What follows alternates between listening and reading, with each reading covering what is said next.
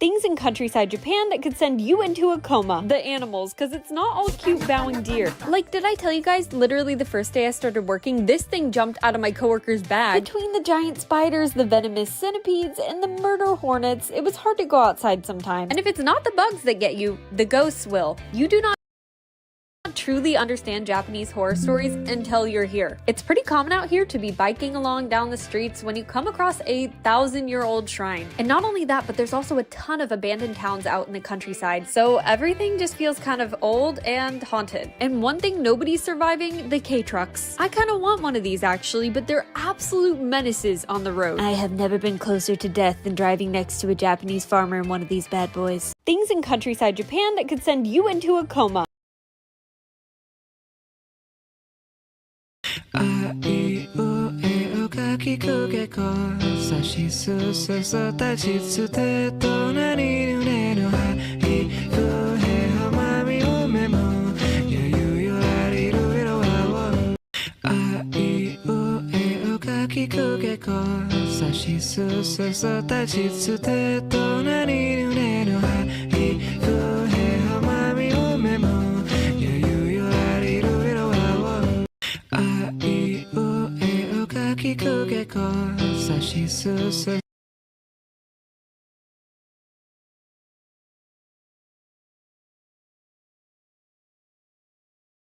Solo leveling एक ऐसा anime जिसने अपनी एनिमे एडेप्टेशन का फर्स्ट एपिसोड उतरते ही Crunchyroll with other streaming websites के सर्वर्स क्रैश करा दिए थे एंड सीजन 2 के आते आते क्रंचीरोल की मोस्ट व्यूड शो में अपना नाम दर्ज करा दिया एंड इन्हीं सारी चीजों को देखते हुए इस एनिमे से रिलेटेड एक सवाल उठता है क्या एनिमे इतनी ज्यादा हाइप डिजर्व भी करता है क्योंकि इस एनिमे को लेकर लोगों के बेसिकली दो तरीके के ओपिनियंस होते हैं पहले टाइप के लोग इसको प्योरली एक मास्टरपीस कंसीडर करते हैं एंड दूसरे टाइप के लोगों के लिए एनिमे ओवररेटेड है बट इन दोनों में से सही कौन है और गलत कौन तो आज इस वीडियो में मैं इसी चीज का answer Okay, so if you clicked on this video, you're probably interested in or are currently studying Japanese. Cool, so we know that you're either A, a weeb, or B... Yeah, okay, you're a weeb. If you look basically anywhere on the internet for advice on how to learn Japanese, you're basically just... how should I say this politely? Given the most god-awful advice possible. Like, seriously, how does this have 21 million views? Million. Yes, you heard correctly. Like, what? Okay, so I might be being just a little bit hyperbolic, but seriously, if you look for advice on YouTube, Reddit, TikTok, Twitter, MySpace, LinkedIn, I don't know, basically anywhere on the internet where you're gonna find advice on how to learn Japanese, it's mostly just gonna be extremely unhelpful stuff. I often get asked, how did you learn Japanese? Or how did you get good at Japanese so fast? And I usually just say something along the lines of, oh, I watched a lot of anime, or yeah, I listened to Japanese talk shows all day, or something like that. When I'm genuinely asked for advice, I wish I just had an all-encompassing video detailing exactly what to do to learn Japanese so that I didn't have to sit down and explain every little detail over and over and over again to people who, let's be honest, are probably gonna quit after 3 days. And then I thought to myself, hold on, wait a minute. Why don't I just make that video? And that's basically why I'm here. So, to give a brief introduction to who I am, hi, I'm Trenton. I'm a random white guy from America who for some reason thought, I bet learning Chinese would be fun. And then I discovered anime when I was 16 years old, and yeah, the rest is kind of history. Honestly, you guys are probably the same as me, so I'm sure you understand. I learned Japanese with what is called an immersion method, which is basically exactly how it sounds. Yup, I went to Japan and immersed myself in the Japanese culture. I went to Akihabara, I went to maid cafes, I went to... okay, no, I didn't actually go to Japan to learn Japanese. But that's what most people think when you tell them the word immersion. Actually, I learned Japanese entirely in America. Yeehaw, brother. Now you might be thinking, wait, hold on. How can you immerse in Japanese without being in Japan? That's crazy. Now, let me tell you about this crazy invention that they made like 20 years ago. It's called the internet. Okay, so now things are starting to click, right? Okay, so that's the entire point of this method, is essentially that you just pretend that you're in Japan by constantly listening to, watching, and reading Japanese for multiple hours a day. This method has gotten relatively popular in certain communities over the past few years, but compared to people still struggling in a Genki 1 textbook and beating their head against the wall trying to remember verb conjugation tables, I would say it's still pretty unknown. So if you've spent any time in Japanese learning spheres on the internet, then you've probably at least heard of this guy named Matt vs Japan. You could probably say that he's the most influential person in making this method popular to people on YouTube, and a lot of what I'm going to talk about in this video involves principles which I first learned through his channel. Okay, so first there's some basics that we need to discuss. If you're going to take anything away from this video, it should just be what I'm going to talk about here. Okay, so number one, if your goal is to learn some basic phrases for your trip to Japan in a few months, and you don't really care about being fluent in the long run, then just click off this video now. If you really just want to learn a few phrases, you can just go to Duolingo and they'll teach you how to say some stuff like, Tanaka-san, ii tenki desu ne, and then the Japanese will be like, oh my god, you're so good at Japanese, what? And then you can feel good about yourself. Nothing wrong with that, just to be clear. Now, because they're literally everywhere on YouTube, I'm sure you've seen them.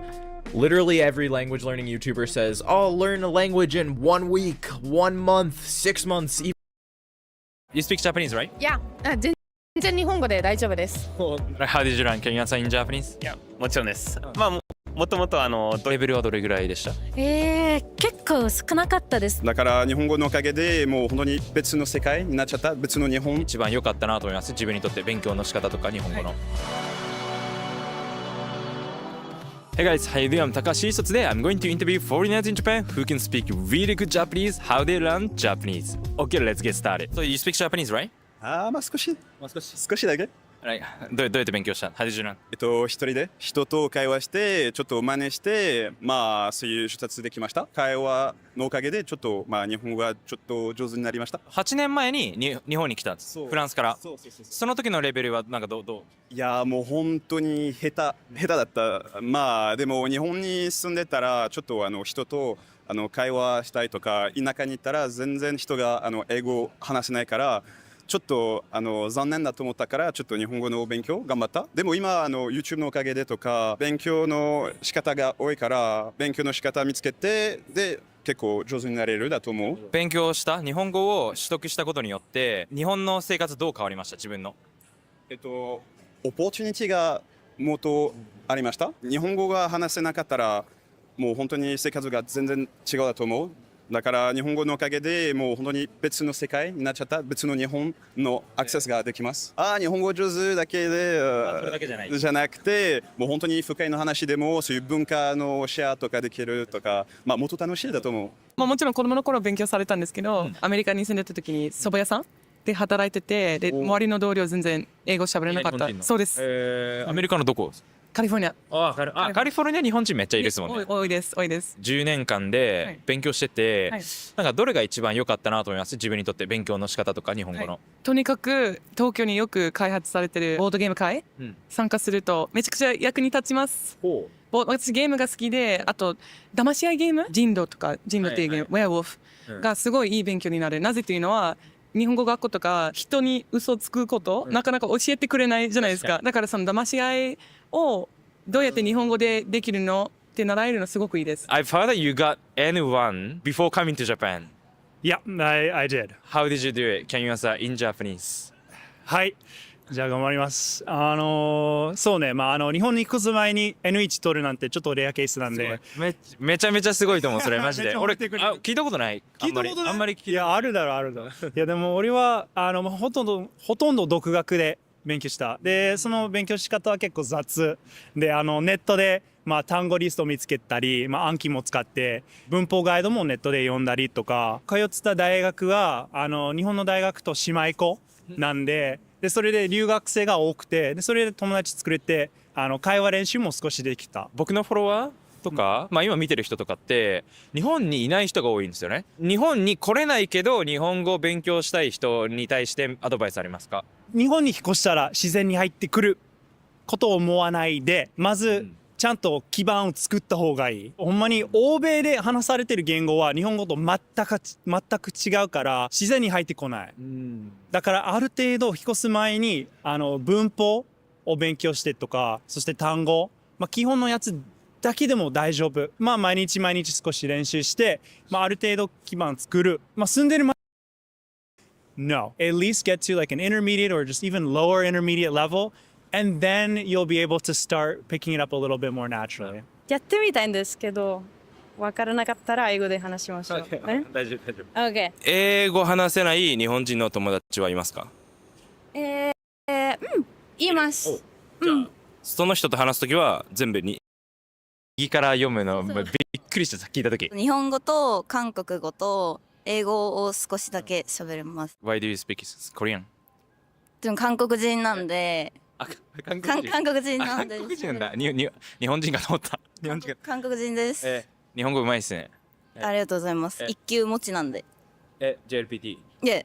マジ？わお。なんで日本語を話せるの？日本語で大丈夫です。なんでどうやって日本語勉強したの？一番最初は留学してて、ね、今10年間ぐらい日本に住んでるから、まあそこからね。どれが一番なんか良かったですか？人と話すことなんです。結構シャイなんですけど、話さないとうまくならないと思うので、もちろんアニメとかを見たり、あと音楽を聴いたりとかはよくやってたんですけど、人と話すことと、まあとりあえず声をかけること。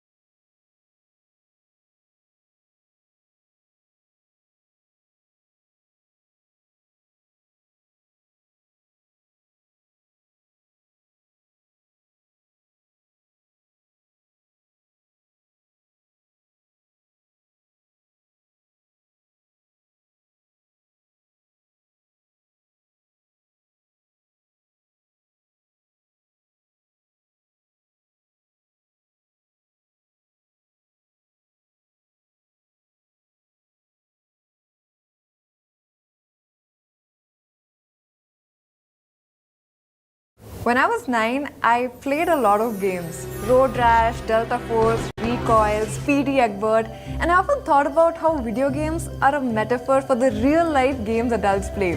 We have choices, multiple routes, different gears, various instructions to follow. Choose wisely, work hard, we are told, and you'll win the ultimate loot. But as an adult, I realized that the IRL wealth game is deeply flawed. And I wanted to show you, not just through statistics, graphs and data, but through real people, actual lived experiences. So we spoke to 4 people whose lives you are going to see today. 4 characters from different lives, different income levels, 4 starkly different lifestyles and versions of India, all coexisting in the same pin code. We lived their life with them for a day to show you what it's really like. For the next 15 minutes, you will feel the daily panic, the relief, the constant trade-offs, and the overwhelming struggles that come with each level of this wealth game. You'll never see your income the same way again.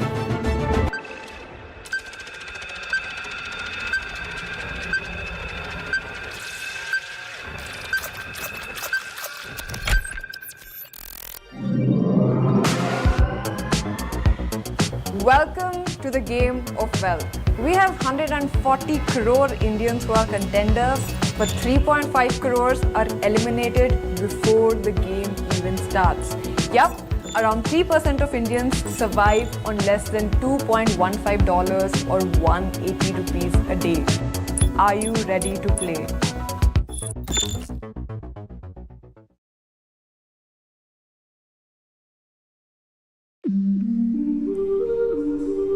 Now let's begin with our very first player, Arun. You are going to live Arun's reality now.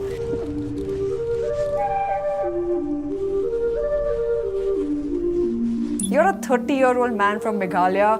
You've only studied till class 12 and don't possess any hard skills and represent a majority of Indian workers who migrate to the cities for work. You have a wife and 2 kids to take care of. You live for your family, but this also puts you at a big disadvantage in this game because you have a total of 4 people to take care of now. And you lack 2 important abilities to level up. No hard skills and no experience. But you still gotta do something to survive, right? You need to take care of these 2 kids, and farming in Meghalaya isn't getting you enough. You're barely surviving, so you ask someone you know for help. Your friend suggests he has a friend in Bangalore who can get you a job. So desperate to make ends meet for your children, you leave everything you've ever known, travel 3,000 kilometers all the way to Bangalore. This big city is your chance to make more money and level up. Within the first 2 weeks, you manage to land a job as a security guard at a company, and you're pretty elated about it.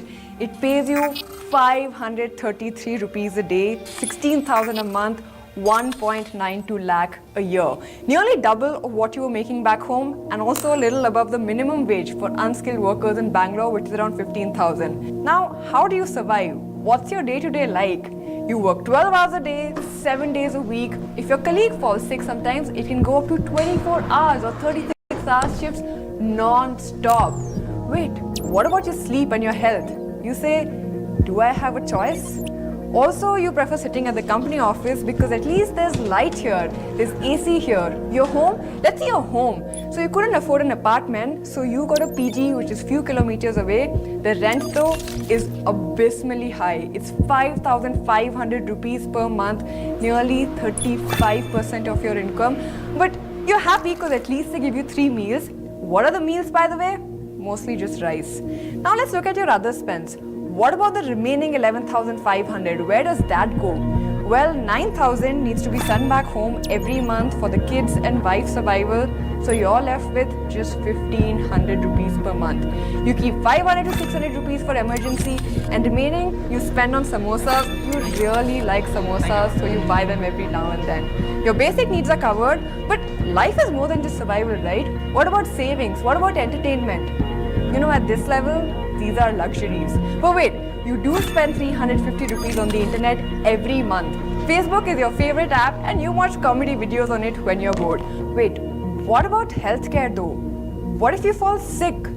You have no plan or no answer. One health calamity can wipe you out. Any surprise cost could be catastrophic.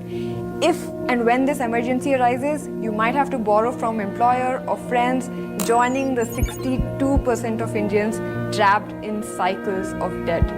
You know the scary truth? Arun represents the majority of India. In fact, he represents 90% of Indians who earn less than 25,000 rupees per month.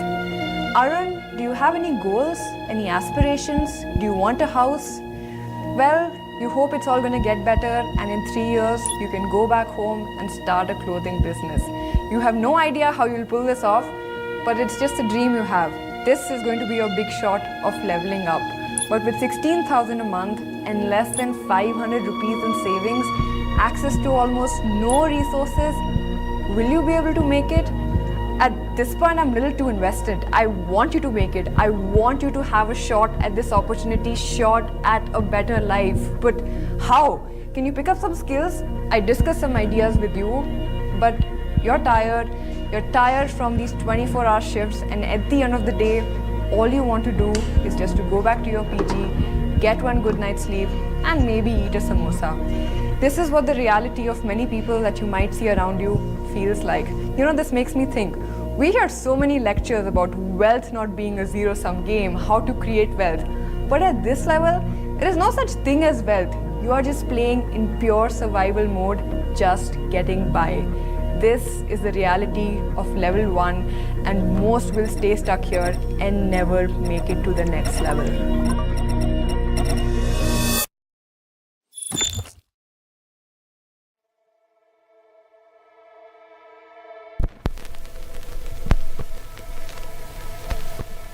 Welcome to level 2. The stakes are very different here. The game changes. Your aspirations, your needs, your struggles take a different shape. You're now Neeraj, a content manager in a fintech startup in Bangalore. And you are now making an annual salary of 8 lakh per annum, which is monthly enhanced salary of 66,000 rupees. You know, if you know English and you can communicate and you know how to use a computer, this is the level that all of you watching this video can make it to.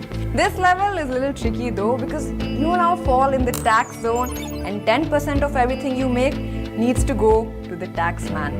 But this is not a big problem. And in fact, unlike Arun, your daily job now does not require you to work grueling 24 hours and deplete your health. In fact, you only need to work 5 days a week. There are a few days when you would have to pull an all-nighter for an important work project, but that's rare. Okay, now the most important part, your house. You can now afford a 1 BHK house to rent, but you have friends at your workplace and you decide that it's better to live with them. You find a good 3 BHK near your office, which has a monthly rent of 48,000. That's about 16,000 per person. Remember, that was Arun's whole month salary for a family of 4. You get this house, but it has a deposit of 2 lakh. This makes the game a little complicated for you to play, but thankfully, you have savings from your previous job as your lifeline. So you use your savings to pay this one-time expense and move into this house. Your housing is sorted and your budget is now down to 50,000 rupees. You have to send 20,000 a month back home to your parents since they are now retired and you need to take care of them. So now you're left with only 30,000. Still plenty though. Let's forget your food. You have countless grocery shops nearby, but sometimes you want to save time and energy, so you also use these 10-minute delivery apps for getting your groceries. Your monthly grocery expenses are 5,000 rupees. You're able to afford meals beyond rice and dal, and you also have access to luxuries like a house help. You and your flatmates use this and get a house help for 12,000 per month, which will cost you around 4,000. Now, it's a little bit of a stretch, but you're fine with it because it gives you the luxury of another scarce resource, that is time. Time to upskill, time to figure out how you can move to the next level. Let's have a further deeper look into your daily expenses. For going and coming back from the office, you take an auto that costs you around 100 bucks daily, that puts your monthly transport expense at 2,600 rupees. Now, there are also some small but necessary expenses like phone bill, Wi-Fi, electricity and rent for this bed you sleep on. Combined, these expenses are also 2,600 rupees per month. Now, after all of these expenses, you're left with just a little over 15,000 rupees. This puts you in a tight spot because you still have to invest. You do want to go out with your friends, indulge in entertainment, and most importantly, you also need to fulfill your dreams of buying a house for your parents, a car, and also traveling across India. Oh, it doesn't end here. There's another hurdle. You also need to get married, for which you're definitely not prepared right now, but the pressure from parents has started and it's crumbling you. You're worried you need to start saving more. So you choose to prepare for the future and start a monthly SIP of 5,000 in mutual funds. For fitness, you just play football every week, binge watch shows and films on your favorite OTT platforms with the cheapest plan, and whenever you feel like treating yourself, you buy these game skins. You also really enjoy gaming. Now, these are all the small luxuries of life that you enjoy, and there's one more thing you've taken an interest in lately. You're part of the new age Indian men who loves to look after their skin and are willing to spend a little money on face washes, creams, moisturizers and toners. Now, you can't go super fancy, but you're still able to spend 1,000 rupees per month on this. You're part of India too, which is a category of Indians who are not really rich but have enough money to spend on stuff like entertainment, beauty and online apps. Now combining all of this, you're spending 9,849 rupees on investments, entertainment and taking care of yourself. That's about 14.9% of your income. This is actually quite a lot, and now you're left with a little over 5,000 rupees. Compared to Arun, you're still in a pretty good situation because you're actually saving a chunk of your money. You're earning 3.5 times of what he earns. You have a far higher chance than Arun to move ahead in the income pyramid, but you still live in constant anxiety because some of your peers are making 1 to 1.5 lakh a month. So you're constantly in this state trying to figure out, how do you get there? What happens if you get married? You can't afford to move into a 2 BHK in a tier 1 city, and just one bad risky investment can end all your dreams. This anxiety keeps you up all night, even though you're called the top 10% of Indians, but why does it constantly feel like you're just making by? Why does it not feel like you're making enough? You're exhausted, you're hoping your appraisal will solve some of it, and in a few years you really hope you make it to level 3 and are able to buy that car, that house for your parents. As of now, back to the grind and we move on to level 3. But before we continue, we would like to thank our partner for this video, Odoo. Odoo is an all-in-one enterprise management app that helps you or create and a big knowledge builder. If your objective go, you can just click on you can choose it. You don't have to pay support and a free personalized.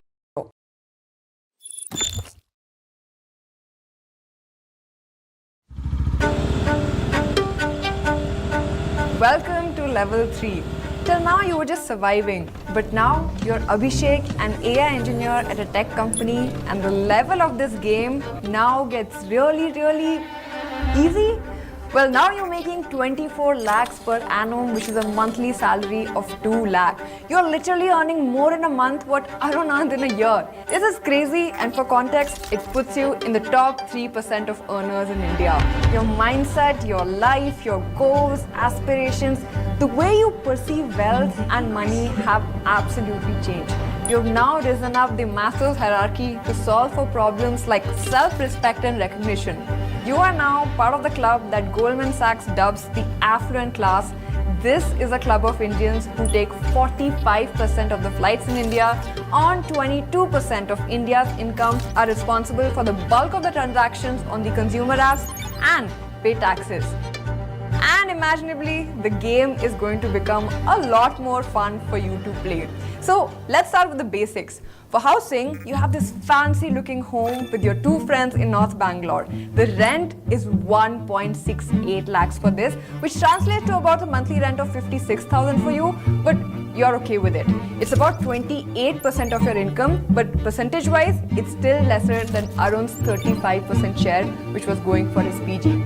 For groceries and foods, you're ditching the normal shops. You're now going to buy stuff from this fancy store because you want to put extra focus on your health. You pick the more organic stuff, add protein bars, supplements to your diet, which increases your grocery bills, but health is wealth for you. Your grocery, by the way, costs you around 10,000 rupees a month. Now this is interesting because your grocery spend is just 5% of your income compared to Neeraj, who spends almost 8% of his income on groceries. In fact, a lower middle class Indian who earns 33,000 rupees spends about 26% of his or her income on groceries. Now you also hire a cook who costs around 15,000 bucks, which you will be splitting with your friends and comes out as a monthly cost of 5,000 for you. So far, you're down to 1,29,000. Your office is nearby, so you don't have to spend a bomb on transportation. In fact, your monthly travel expenses are exactly similar to Neeraj's. This is a steal because you can get a car or a bike loan, buy a nice vehicle, and even after including fuel charges, you'd still be saving enough cash. Let's look into your spends further. You take a yearly membership at this really cool looking gym. It costs you 15,000 per year, which is about 1,250 rupees per month. And whenever you get time off from work, you hang out and chill at these cafes, which cost you around 6,000 rupees per month. You also travel a lot. In fact, almost every 3 months, you take trips outside the city, which costs you around 30,000. But again, it's not a fixed monthly cost as you have work and not every month you have the time to go outside the city. You also have a lot of responsibilities at work since you're at a higher position. But anyways, you're also smart, you're well-read, you consume a lot of finance content on Twitter and on YouTube. So you put 30,000 as part of your investments every month to beef up your bank and save taxes. It allows you to plan your future moves and stay prepared for any twist life has to offer.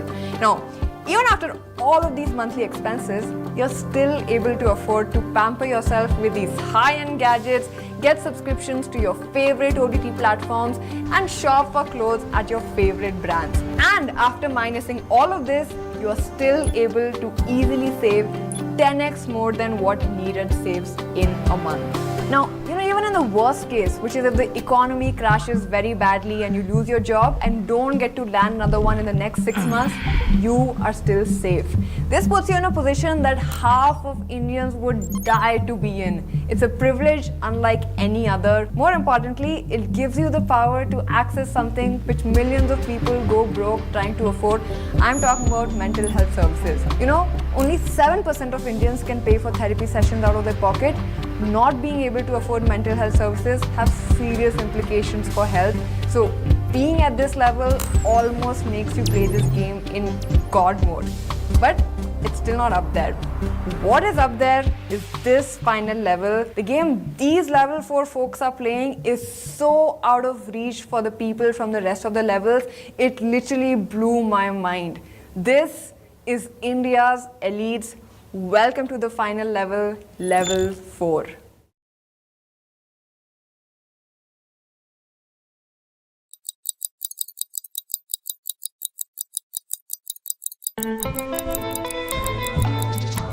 You are now Suraj, a 40-year-old real estate entrepreneur in Bangalore. At 10 crores a year, you're making more in 24 hours what Arun makes in an entire year.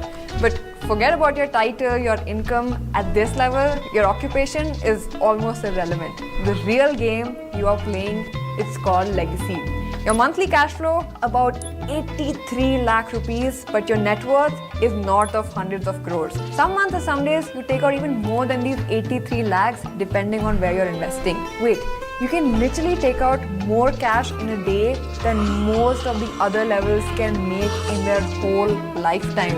At this level, your wealth is measured in assets, not income. And talking about assets, you just don't own homes, you own societies. As I'm talking to you, you are now confused whether your next project should be a mall or an exclusive restaurant in Bangalore, since you have really exquisite taste in food and you feel Bangalore lacks good places.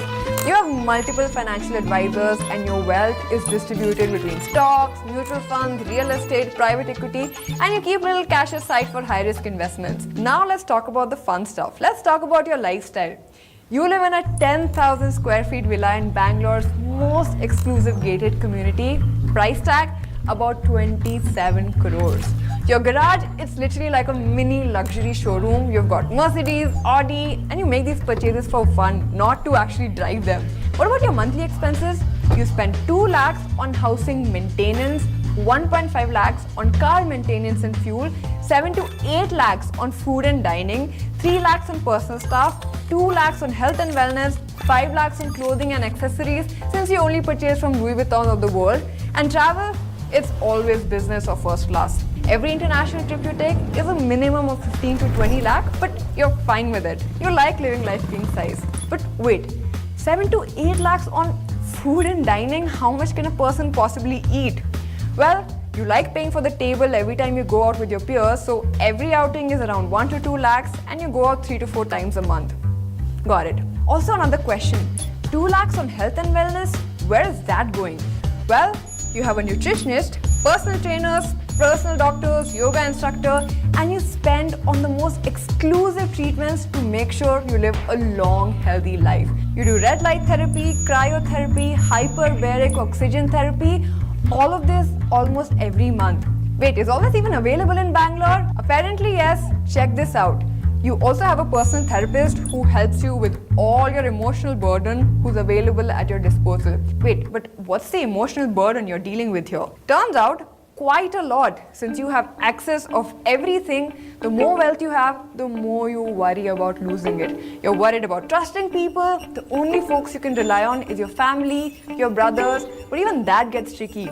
You have a large team of financial advisors, lawyers and accountants whose sole job is to protect and grow all of this wealth. You're also playing the political game, by the way. You're part of industry bodies that lobby for policy changes. At this level, you don't just live in the system, you shape it. This is where wealth translates to power. What about taxes though? Thanks to clever accounting and ways around India's tax structure, your effective tax rate is not insanely high. But how? Well, you know all the cheat codes. You have a trust, ways around it. Some of your companies are registered in different countries. You do a lot of charity and philanthropy for people. So that's your excuse to not pay high taxes. I am really curious now. How many more people are there like Suraj? So it Turns out the number of people with more than $30 million, that's 250 crores to their name, is forecasted to grow by almost 50% in India. India, in fact, ranks third globally when it comes to the highest number of billionaires. This class and this level of Indians is exploding, and the numbers show it. Mercedes-Benz and Lamborghini posted record-breaking sales in India last year. DLF sold an upmarket residential project with home units priced starting 7 crores in under 72 hours. That's all it took. 72 hours for 1,137 units to sell. That is wild. All of this is driven by the top 30% who own more than 90% of the total wealth in India. Among them, the top 10% own more than 80% of the concentrated wealth. These four stark realities which coexist with each other in the same city shows you how they aren't just playing different levels of the game. At every single level, they're all playing entirely different games with different rules, different restrictions, running in parallel, often invisible to each other. And I spend a lot of time thinking about social mobility. I talk about opportunity, how to grab them, tailwinds. But this experiment has left me with a stark realization. Usually I'm very optimistic. I feel like it's necessary because if you don't have hope about a better future, how do you even build it?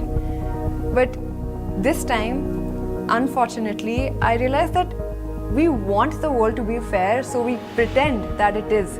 We want Arun to have a good life. We want Neeraj to be able to get his dream home and car. We want good people to get what they deserve. And we often assume that every action should have a morally fair consequence. But the reality is so complex and so far from it. It's actually a cognitive bias called just world fallacy. In reality, a lot of Aruns will never make it past their levels, and most Surajes and their children and great-grandchildren and great-great-grandchildren will only keep getting richer. We can go on and on about privilege and social reforms, policy, representation, wealth cap, but this is the on-ground reality of a lot of people in our country.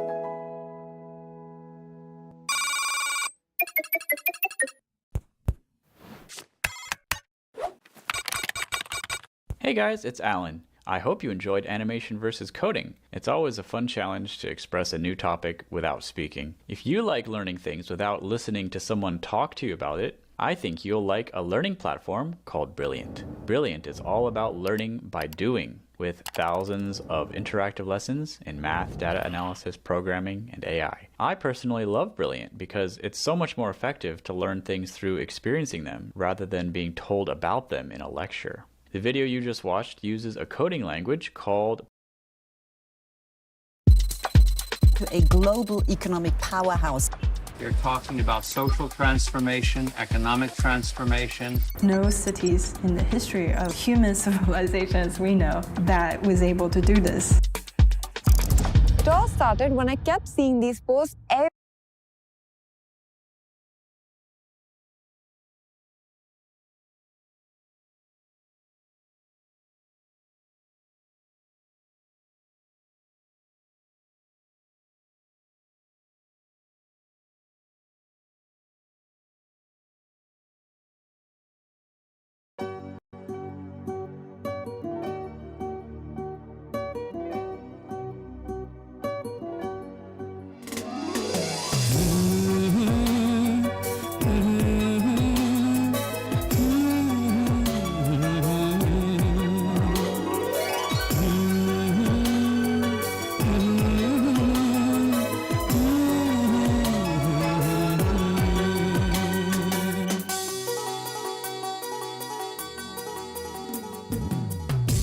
धरी मोर चाली शिखेल जेते अली काली सब सही गला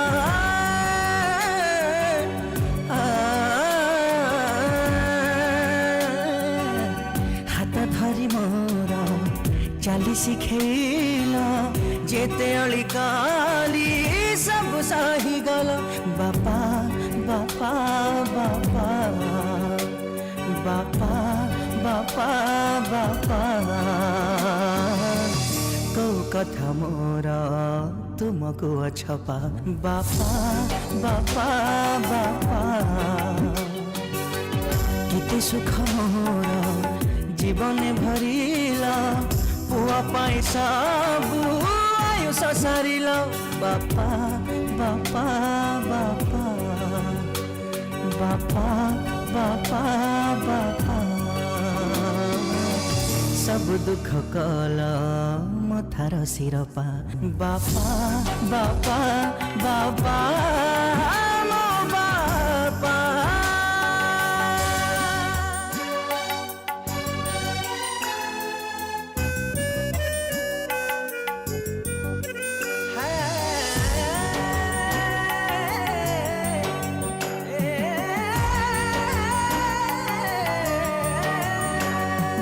बिजुली माइले तुमरी छाती रे मुंडा गुंजी सोथिली आज मु जानिली से छाती तले स्वर्ग मोर थिला बोली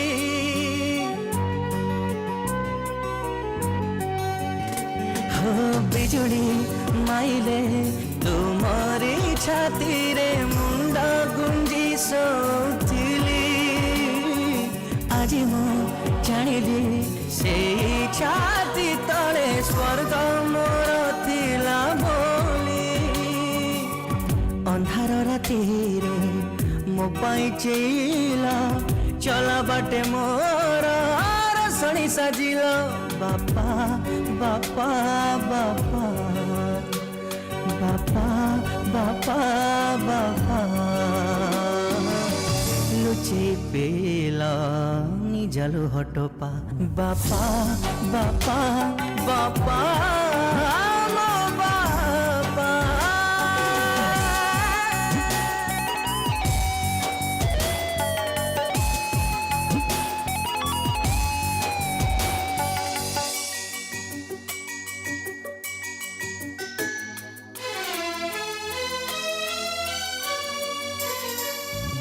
जोठी अछि मो जेमिति अछि मो सबु आजि तुम पाए मन मो कहु कहुची सबु जान मरे थी तुम पुआ होई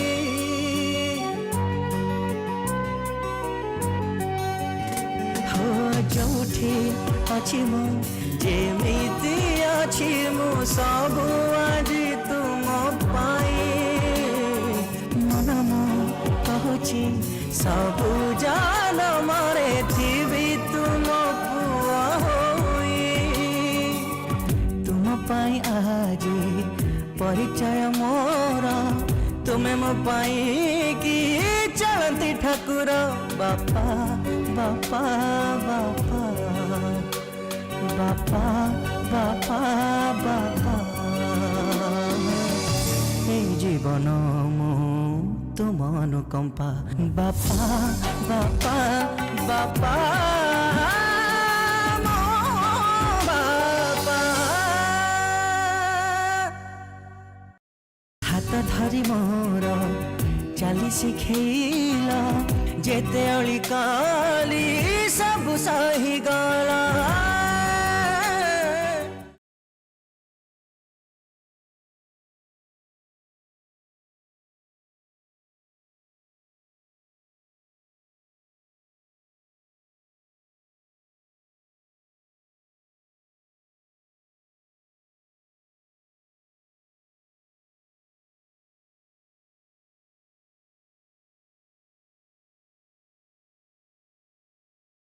या निज़ामुद्दीन औलिया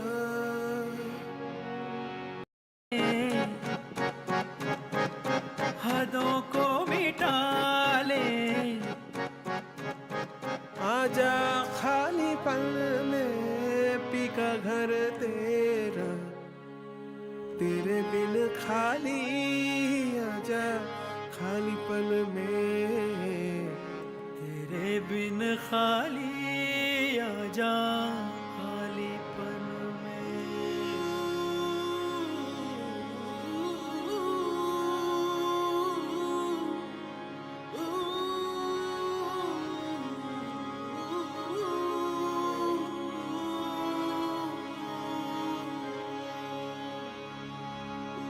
रंग रेजा रंग रेजा रंग रेजा ओ रंग रेजा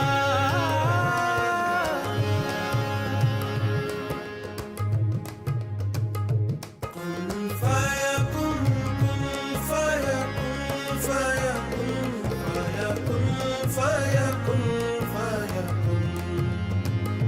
कुन फाया कुन फाया कुन फाया कुन फाया कुन फाया कुन फाया कुन जब कहीं पे कुछ नहीं भी नहीं था वही था वही था वही था वही था जब कहीं पे कुछ नहीं भी नहीं था वही था वही था वही था वही था वो जो मुझ में समाया वो जो तुझ में समाया मोरा वही वही माया वो जो मुझ में समाया वो जो तुझ में समाया मोरा वही वही माया कुन फाया कुन फाया कुन सदक़ल्लाहुल अलीयुल अज़ीम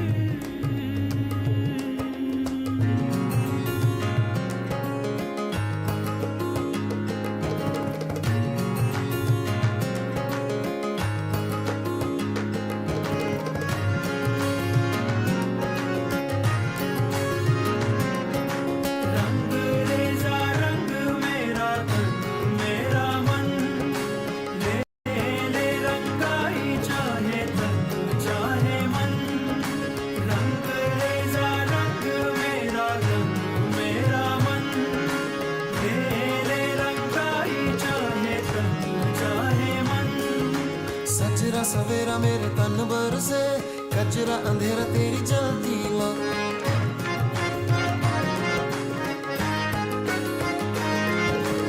गजरा सवेरा मेरे तन भर से गजरा अंधेरा तेरी चलती ला कतरा मिला जो तेरे दर पर से ओ मौला मौला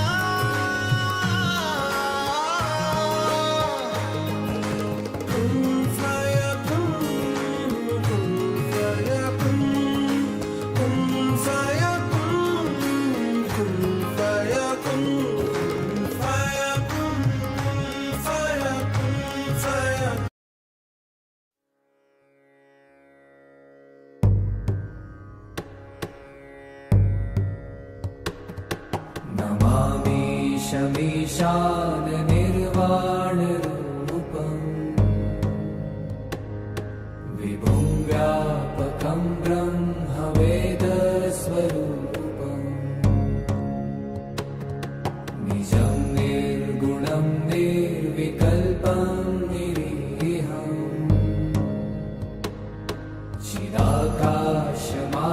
चिदाकाशमाकाशवासं भजेऽहम्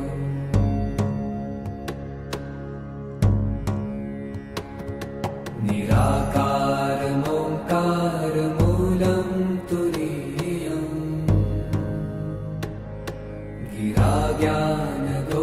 गिराज्ञानगोपीतमीशं गिरीशम् करालं महाकालकालं कृपालुं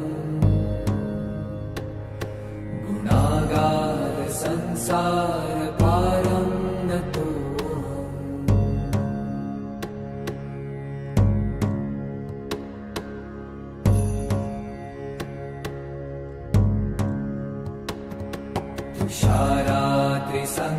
तुषारात्रिसङ्काशगौरं गभीरम्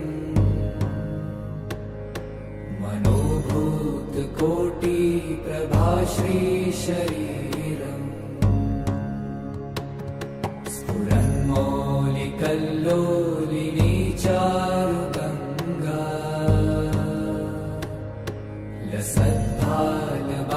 लसद्भालबालेन्दुकण्ठे भुजङ्गा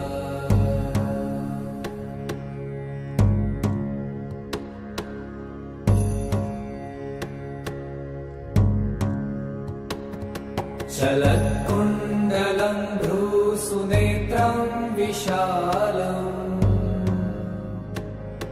प्रसन्नाननं नीलकण्ठं दयालम् मृगाधीशचर्माम्बरं मुण्डमालम् प्रियं शङ्करं सर्वनाथं भजामि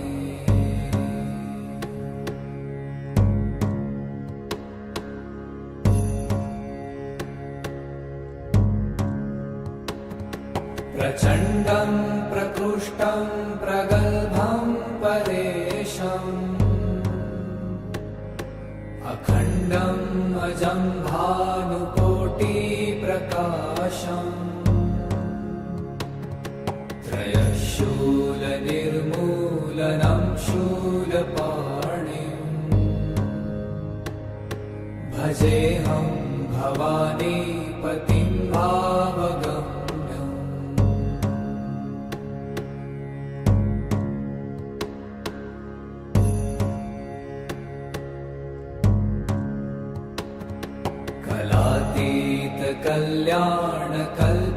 कल्याणकल्पान्तकारी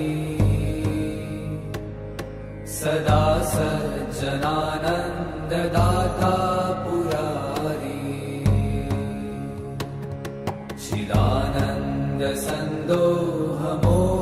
चिदानन्दसन्दोहमोहापहारी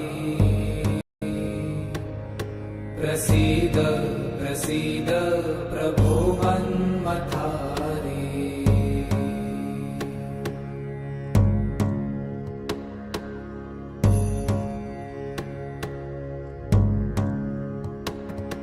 न यावत् उमानाथ पादारविन्दम् भजन्ति ह लोके परे वा नराणाम् न तावत् सुखं शान्ति सन्तापनाशम् प्रसीद प्रभो सर्वभूताधिवासम्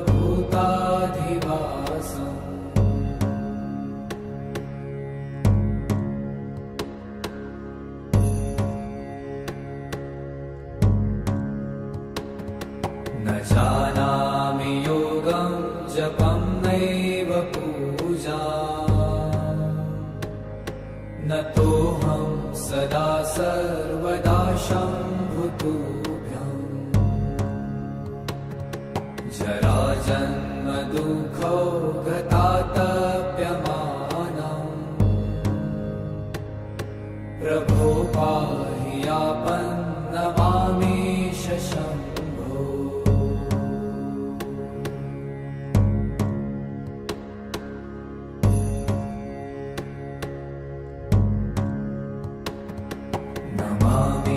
नमामीशमीशान निर्वाणरूपम् विभुं व्यापकं ब्रह्मवेदस्वरूपम्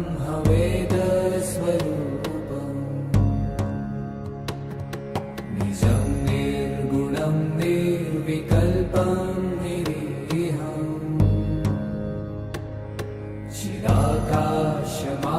चिदाकाशमाकाशवासं भजेऽहम्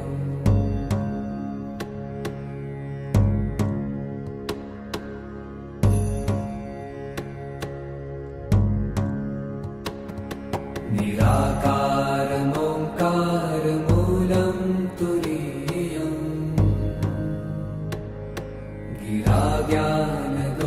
गिराज्ञानगोतीतमीशं गिरीशम् करालं महाकालकालं कृपालुम्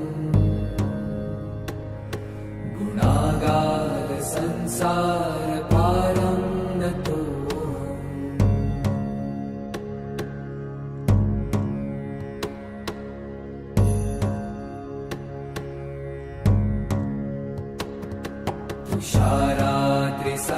तुषारात्रिसङ्काशगौरं गभीरम्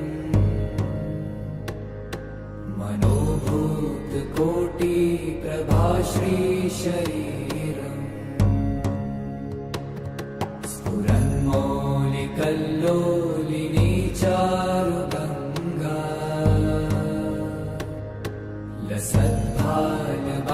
लसद्भालबालेन्दुकण्ठे भुजङ्गा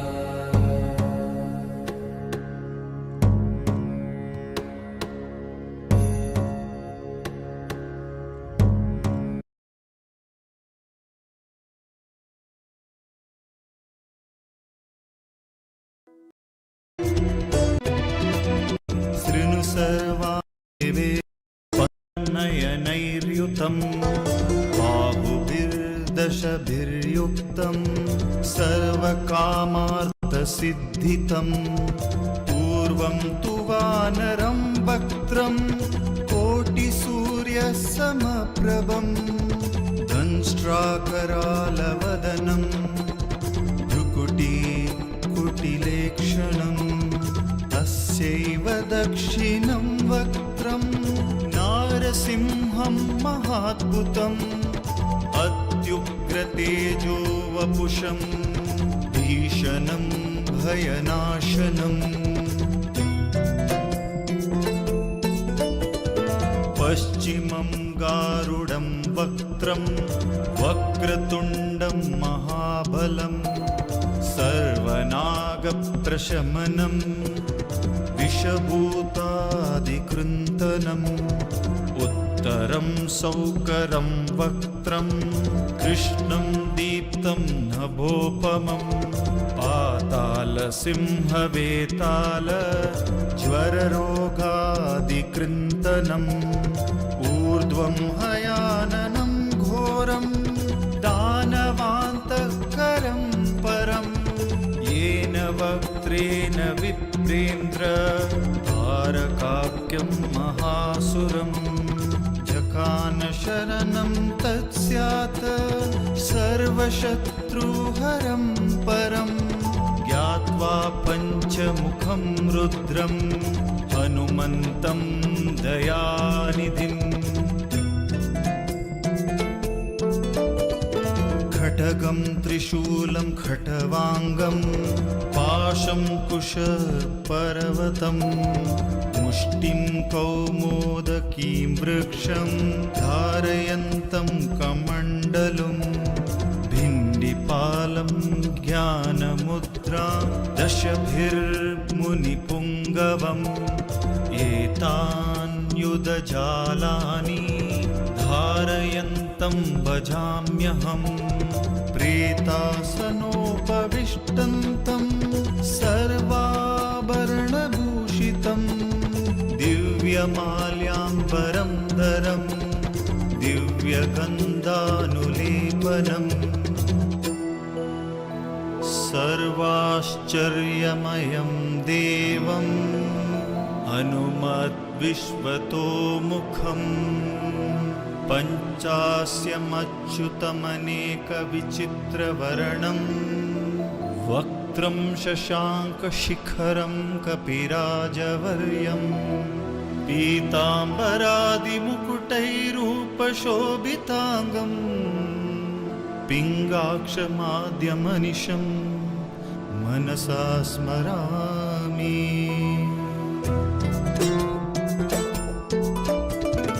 मर्कटेशं महोत्साहं सर्वशत्रुहरं परं शत्रुसंहार मां रक्ष श्रीमन्नापदमुद्धर ॐ हरिमर्कटमर्कटमन्त्रमिदं परिलिख्यति वामतले यदि नश्यति शत्रुकुलं यदि मुञ्चति वामलता इदं कवचं पठित्वा तु महाकवचं पठेन्नरः एकवारं जपे स्तोत्रं सर्वशत्रुनिवारणं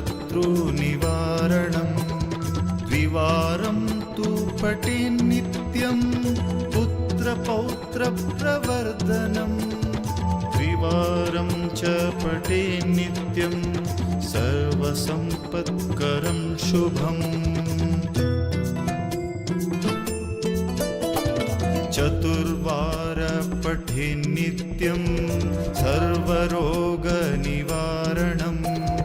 पञ्चवारं पठेन्नित्यं सर्वलोकवशङ्करम् षट्वारं च पठेन्नित्यं सर्वदेववशङ्करम् सप्तवारं पठेन्नित्यं सर्वसौभाग्यदायकम् अष्टवारं पठेन्नित्यम् अष्टकामार्थसिद्धितं नववारं पठेन्नित्यं राजभोगं वाप्नुयात् दशवारं पठेन्नित्यं त्रैलोक्यज्ञानदर्शनं रुद्रावृत्तिं पठेन्नित्यं सर्वसिद्धिर्भवेद्ध्रुवम्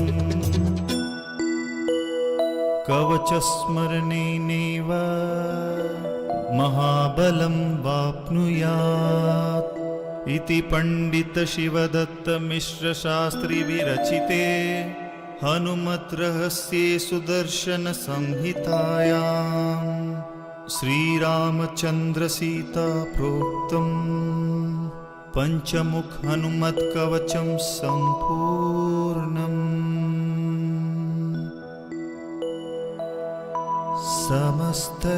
समस्तलोकाः सुखिनो भवन्तु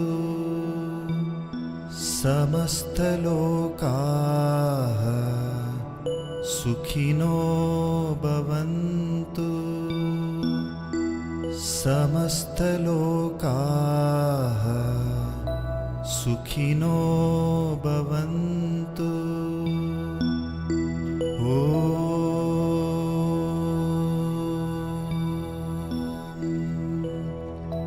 शान्ति